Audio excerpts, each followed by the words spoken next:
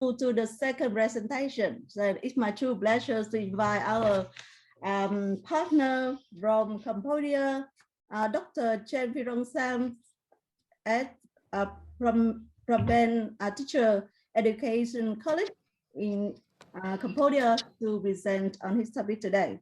So I'm going to introduce Dr. Sam. Dr. Sam is a Deputy Director from Ben Teacher Education College, Ministry of Education, Youth and Sport in Cambodia.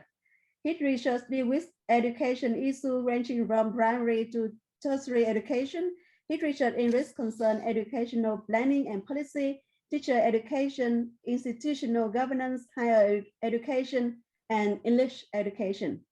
He has also published a number of research articles in different international journals such as Higher Education, Asia Pacific Education Review, Studies in Higher Education, Journal of Enterprising Communities, People and Places in the Global Economy, and some book chapter concerning the area of higher education. So it's really wonderful to hear what you have done in your context, and it's over to you now, Dr. Sam.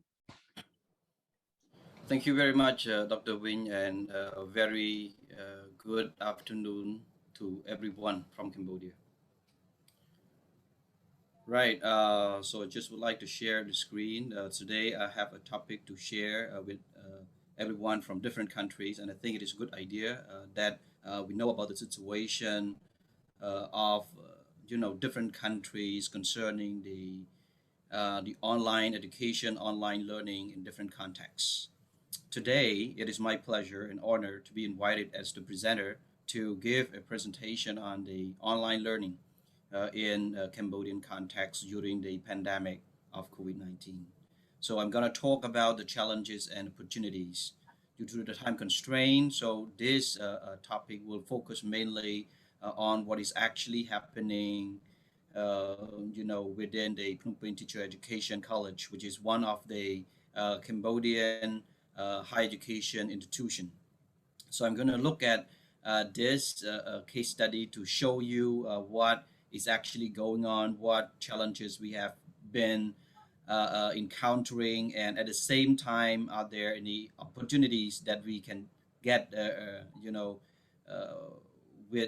based on the implementation of this, online learning or online education.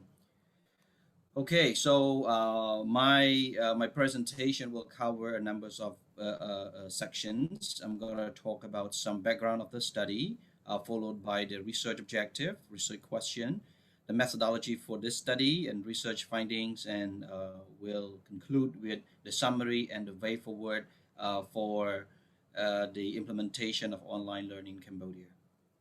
And I think this could be a lesson for other countries as well, especially the country we have similar situation like what is actually happening in Cambodia.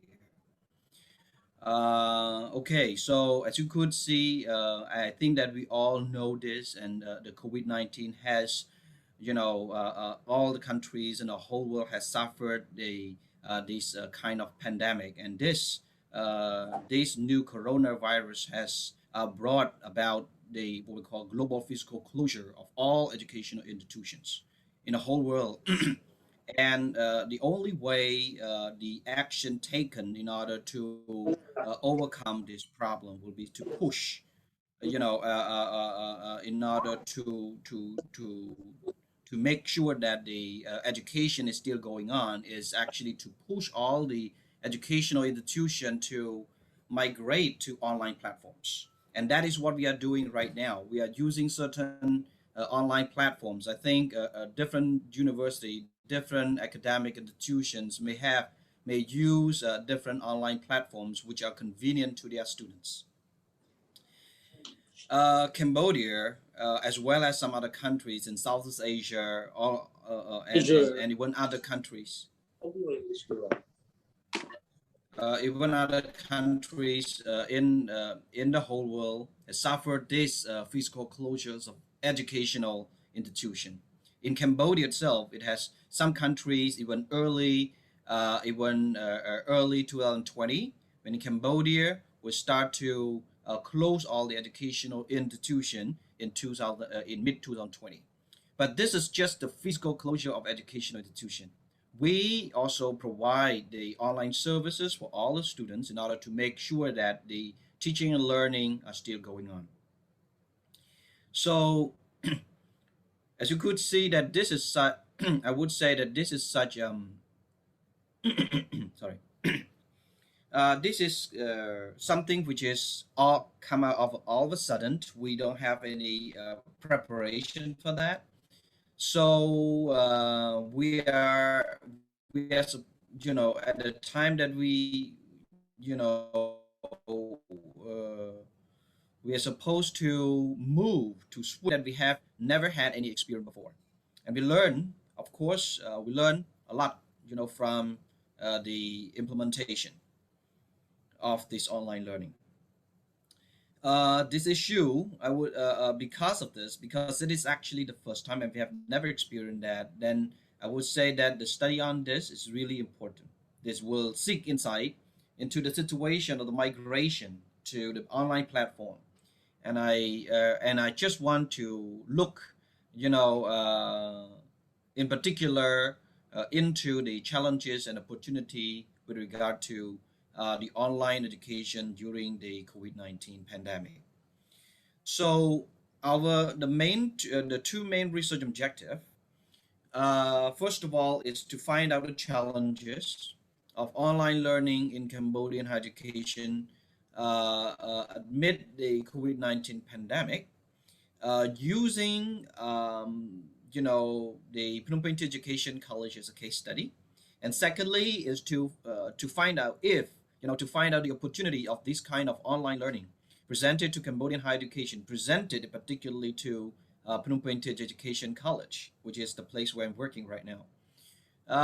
So we look at this. So we have challenges, of course. Challenges are something that um, uh, that cannot be, that cannot be avoided. All right, of course, because it is, because it is actually our first time. We have never experienced that, but we really want to know what kind of challenges, what challenges we are facing, during this online learning, and at the same time, we just want to know whether we can actually get any opportunity from this kind of this implementation.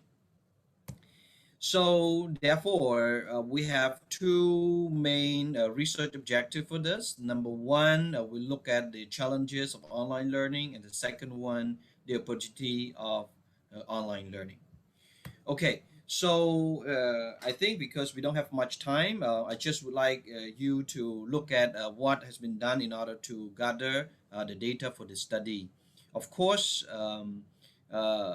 the research setting would be Phnom Penh Education College. This is one of the colleges which provide, I would say, it's a teacher education in the country. So there are different students from different countries, from different provinces in the country to come and study. All right. So we have students from the rural areas, from remote areas, from urban areas. So students of different types come to study, and they want to become teachers after they graduate from this institution. So in addition, we conducted a survey study, among students using the questionnaires, and actually got these from the Internal Quality Assurance Office and in the institute to share with you all.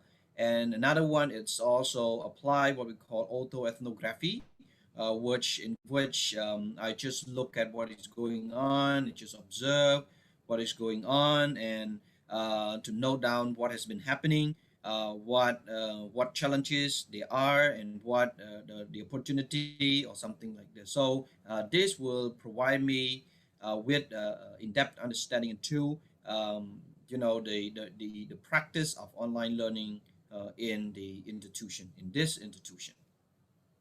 So what are the challenges? Now, before we move through the challenges, I just would like you to just want to draw your attention to this one. Okay, so as you could see here, all right. So this is the management team. All right, we have director and deputy directors who are working in order to, and we also have the management level here, academic office and departments. They're working all together in order to check what is going on during this. As you know, at the beginning, before we started this online learning, we actually did not have ideas about, I would say, the online platforms. So what we could do, there are numbers of platforms that we use for the student to interact with each other, for the teachers to interact with the students. So we face lots of challenges. So we also use Zoom, and we also use Skype, as you could see over here, everyone. We have used Zoom, we have used Skype, we have used Telegram, we have used Messenger, we have used Google Classroom. We use all, all whatever possible that is quite convenient to our students, to our teachers. um, but later on, okay, after using all of this numbers of platforms to communicate during this online learning, we now, okay, we now come up with the platform. We just use one particular platform as the main, you know, as the main means for communication and for teaching, for teaching and learning. We use Google Classroom and Google Suite. We use Google Suite as a platform, so we have Google Classroom, Google Meet for the video discussion or whatever. And we still also use Telegram. As I just want to tell you that Telegram is the is very popular in Cambodia because we just used it to communicate, for the instant communication. This is very quick because it is connected with the telephone number, so people will have this, and we can send messages very quickly. And you could see that here it shows you teaching and learning level at this level. But the thing is that so the process here, it's here which is going, but at the same time, to know what whether the students have learned things or not. Okay, so we need to conduct the learning assessment. All right, so learning assessment, with the result of the assessment, it gives the ideas to the lecturers. Okay, what is actually going on, what is the problem, and then the teachers will um, try to adjust their teaching in order to fit with the students' need, in order to support the student more effectively. So I would say that a regular assessment is actually conducted. So we also have a unit in charge, which which is mainly in charge of monitoring and evaluation. All right. So we have the formative assessment, and we also have the summative assessment, and we have the evaluation, the course and the program evaluation, just to make sure that our program is really effective, or whether the students are really satisfied with that or not. So we just want to learn from the student, and we know from the two students, we know from the lecturers, and this is the basis for our decision as the management uh, to to to make sure to come up with a certain uh, guideline or mechanism in order to make the course or the program even more effective. If we look at challenges of the online learning, of course, numbers of challenges has been found. First is digital competence. How well do teachers and students, how well and how much are teachers and students well aware of the technology? Most, you know, previously, teachers and students rely heavily on the traditional teaching and learning. All right. So teaching and learning can only happen when they can meet each other face to face in a physical classroom setting. All right. So they are not really accustomed to that, and they did not know much about how to use technology, and that is a problem. So the switch migration to the online platform is big challenge because of this is really a big challenge, right? Student and teachers cannot adapt themselves well to this online platform. All right, it takes time for teachers to know how to use the platform in order to use it to teach the student, and the student also have a lot of difficulties.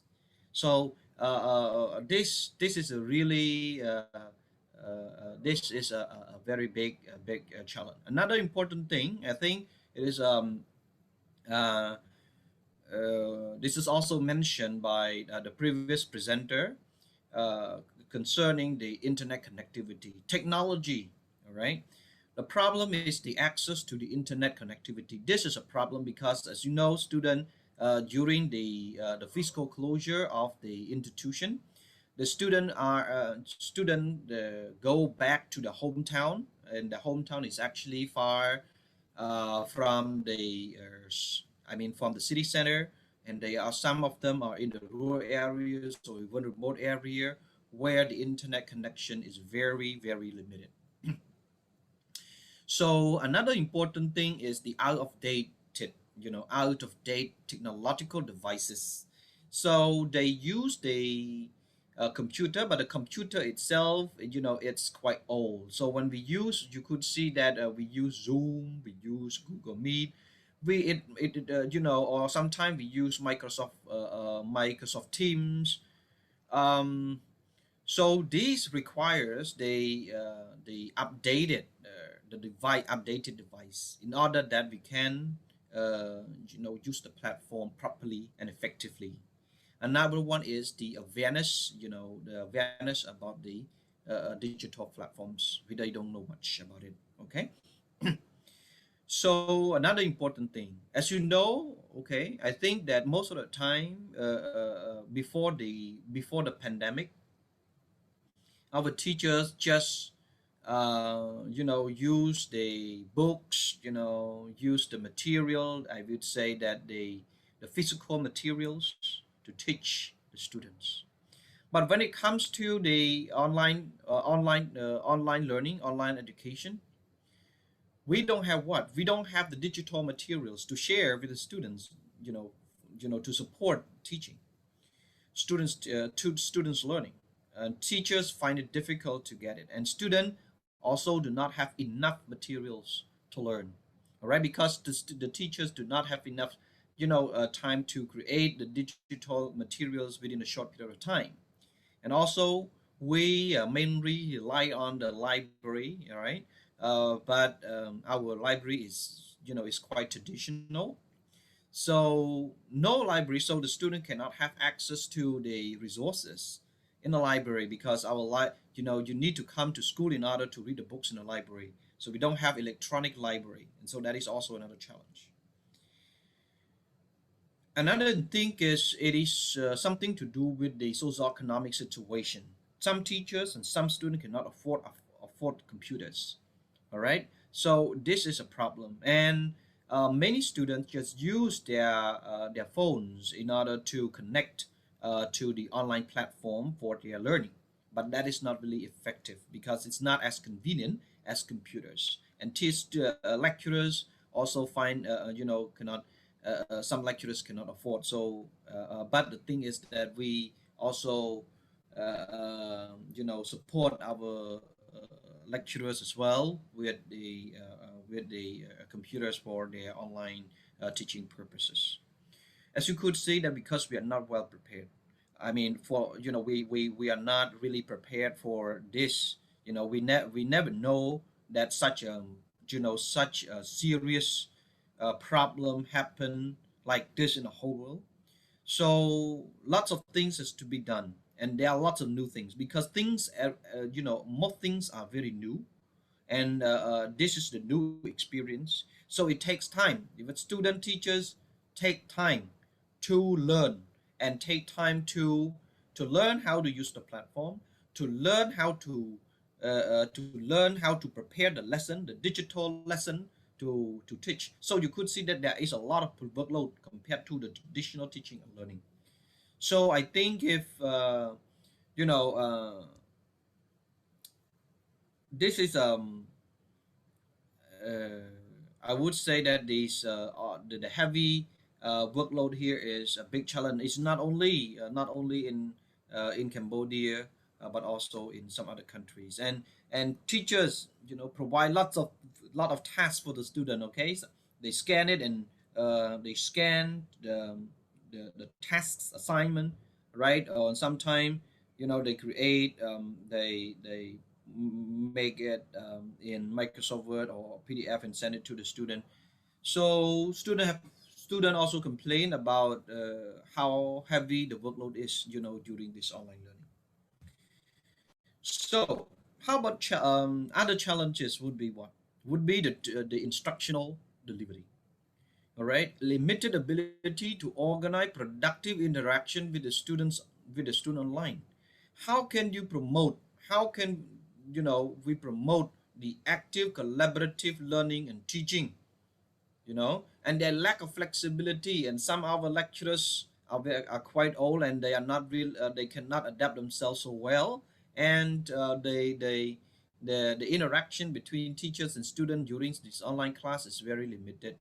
So, as you know that the training, the in training for lecturers is still limited. Uh, Another thing is the assessment and supervision. Okay, so test exams, how can we actually control it? All right, so there is a difficulty to make sure that the exam papers are administered in a fair manner, and the student will not cheat or whatever. So we are still concerned. This is a difficulty, and this is also our concern about regulating and controlling the student during the exam, especially with the final exam of each year. Another thing is that the compatibility, and what do I mean by that? Compatibility, it's something to do with online teaching that does not apply well in some disciplines. For example, sciences, sports, okay? This kind of disciplines requires the hands-on experiences. You need to do the experiment. So it's not that easy to conduct an experiment, conduct a virtual experiment to show the student. So the student also need to do practice, so they we can show the student, but the student have, they cannot actually practice because they cannot come to school, to the laboratory, to experiment what they have learned, to get the hands-on experience. So it's all about hands-off experience rather than hands-on experience. So so because, as you know, in our institution, there are lots of disciplines, right? So we have lots of disciplines: social, uh, sciences, you know, pure scientists, you have pure sciences, languages, math, so lots. And we have found that, some courses, some discipline are not well compatible with, are not really uh, well applied. So this is also another things that we are now thinking about. But at the same time, there are also some opportunity that we could see, that we could actually get from the implementation of online learning during this pandemic. Number one, we've noticed that students tend to be more independent. So they start to learn more independently. So in the past, students just depend on their teachers. Okay, so most of the time that they are in class is mainly the time that they have to study. But this make the student become more independent to study. Okay, so this is what we can see, and They spend more time uh, conducting the self-study. Secondly, we could see that both teachers and students start to learn how to use technology in their teaching and learning.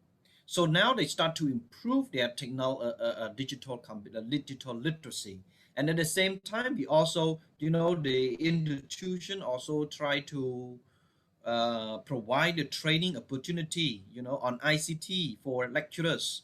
So now lecturers are more confident in using, the online platform to teach their students. Thirdly, is the digital materials. Now, because in the past we did not